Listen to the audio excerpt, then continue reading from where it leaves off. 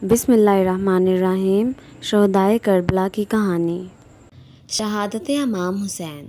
آپ کا نام پاک حسین رضی اللہ عنہ اور کنیت عبداللہ ہے اور لقب ذکی شہید اکبر طیب صفت اور دلیل اعلیٰ ذات اللہ ہے۔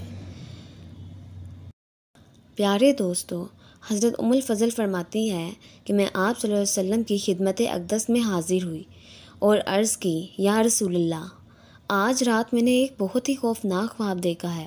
آپ صلی اللہ علیہ وسلم نے دریافت فرمایا، وہ خواب کیا دیکھا ہے؟ میں نے عرض کی، یا نبی اللہ، وہ بہت ہی بھیانک ہے۔ نبی کریم صلی اللہ علیہ وسلم نے فرمایا، وہ کیا ہے؟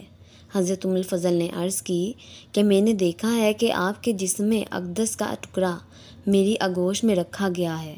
تو سید المرسلین صلی اللہ علیہ وسلم نے فرمایا کہ تو نے اچھا خواب دیکھا ہے، انشاءاللہ میری بیٹی فاطمہ رضی اللہ عنہ کے گھر لڑکا پیدا ہوگا۔ اور پھر ام الفضل فرماتی ہے کہ واقعی سیدہ فاطمہ رضی اللہ عنہ کے گھر حضرت امام حسین رضی اللہ عنہ پیدا ہوئے اور میری آغوش میں آئے۔ اور پھر نبی کریم صلی اللہ علیہ وسلم نے فرمایا کہ میرے پاس حضرت جبرائیل علیہ السلام آئے اور مجھے خبر دی کہ عن قریب میری ہی امت میرے اس بچے حسین رضی اللہ عنہ کو شہید کرے گی۔ حضرت ام الفضل فرماتی ہے کہ میں نے عرض کی، یا رسول اللہ، اس بچے کو؟ تو آپ صلی اللہ علیہ وسلم نے فرمایا، ہاں، اس بچے کو۔ آپ صلی اللہ علیہ وسلم نے انہیں یہ بھی بتایا کہ جبریل نے مقام شہادت کی سرخ مٹی بھی مجھے لا کر دی اور آپ کی ولادت باسعادت پر جبریل علیہ السلام نے مبارکباد بھی دی اور اظہار غم بھی کیا۔ اس وقت سید المرسلین صلی اللہ علیہ وسلم امام حسین رضی اللہ عنہ کے نازک سے گلے کو چوم رہے تھے۔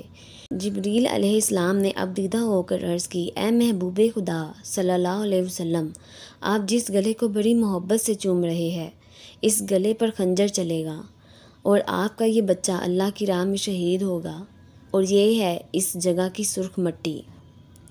سید الزہرا نے اپنے باپ کو اپنے بیٹے کا گلا چومتے ہوئے دیکھا تو عرض کی، ابا جان، لوگ تو اپنے بیٹوں کے منہ چومتے ہیں، پیشانی چومتے ہیں اور سر کا بوسہ دیتے ہیں، مگر آپ میرے بیٹے حسین رضی اللہ عنہ کا گلا کیوں چومتے ہیں؟ آپ صلی اللہ علیہ وسلم نے فرمایا، بیٹی، مجھے آج وہ وقت یاد آتا ہے جب ظالم لوگ میرے اس پیارے بیٹے حسین رضی اللہ عنہ کے گلے پر تیر چلائیں گے۔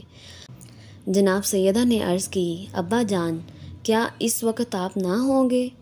کیا میں نہ ہوں گی اور کیا علی نہ ہوگا؟ تو آپ صلی اللہ علیہ وسلم نے فرمایا، بیٹی، نہ میں ہوں گا، نہ تم ہوگی، اور نہ ہی شیر خدا ہوگا۔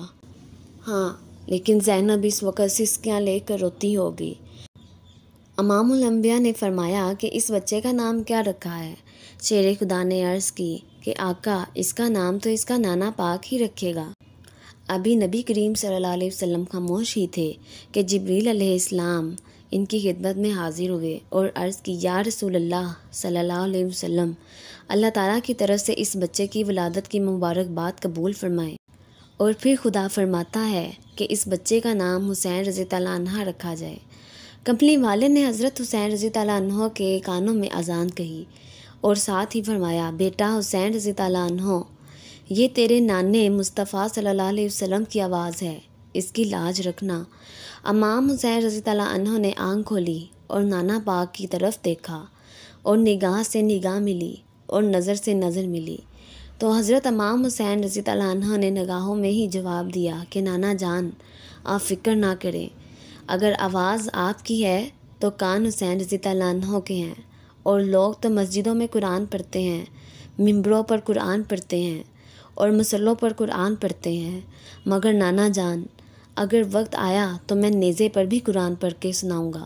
جب تک دنیا قائم رہے گی، امام حسین رضی اللہ عنہ کا نام زندہ رہے گا، اس لیے نہیں کہ وہ نواس رسول ہے، اس لیے نہیں کہ وہ جگر گوشہ بطول ہے، اور نہ ہی اس لیے کہ وہ نور نگاہ علی ہے۔ نواس رسول ہونا بڑی سعادت اور جگر گوشہ بطول ہونا بڑی شان اور نور نگاہ علی ہونا بڑی عزت، لیکن امام حسین کا نام اس لیے بھی زندہ رہے گا کہ اس کی ہمت پر علی شیر خدا کو ناز ہے۔